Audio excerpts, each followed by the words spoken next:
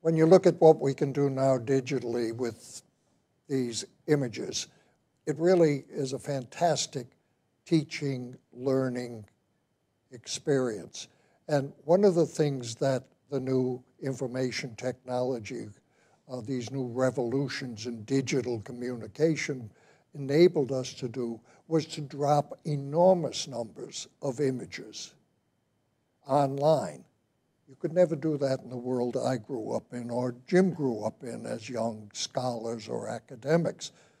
You wrote something and then you had one static picture, another static picture, another. They were illustrations, but we're dropping loads of images, and we include big databases with our units. And one of the great things, if you're a teacher or student or just an interested participant, is you can take the images and create your own narratives, tell a different story.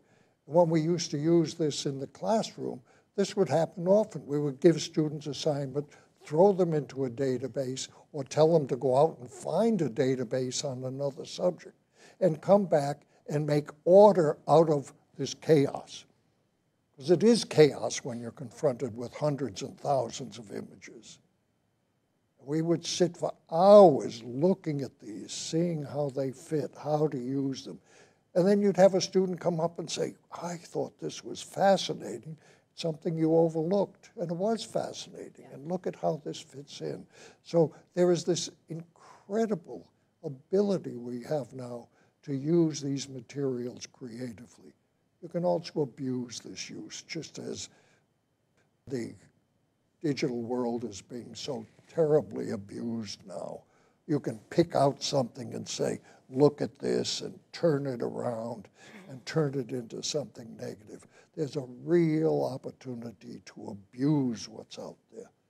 Our goal is to offer materials that you can use creatively to enhance understanding and pleasure, to enhance pleasure.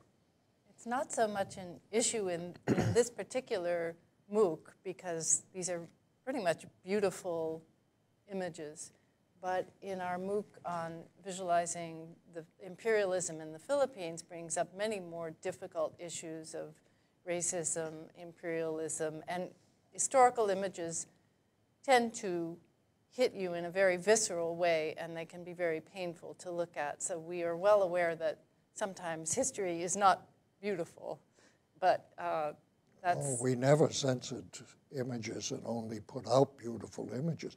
And there's a real challenge when you do this kind of work, is that there is a belief among many people, and indeed almost a cultural belief in some places, that if you present something, you approve of it.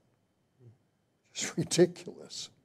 You don't present images of destruction, of war, of atrocity because you approve of them. But there is that notion, and they can be misused. I don't think, as Ellen said, that the visualizing the birth of modern Tokyo is so subject to misuse. Right. It's a different type of subject, but you can certainly take the images and create a somewhat different narrative.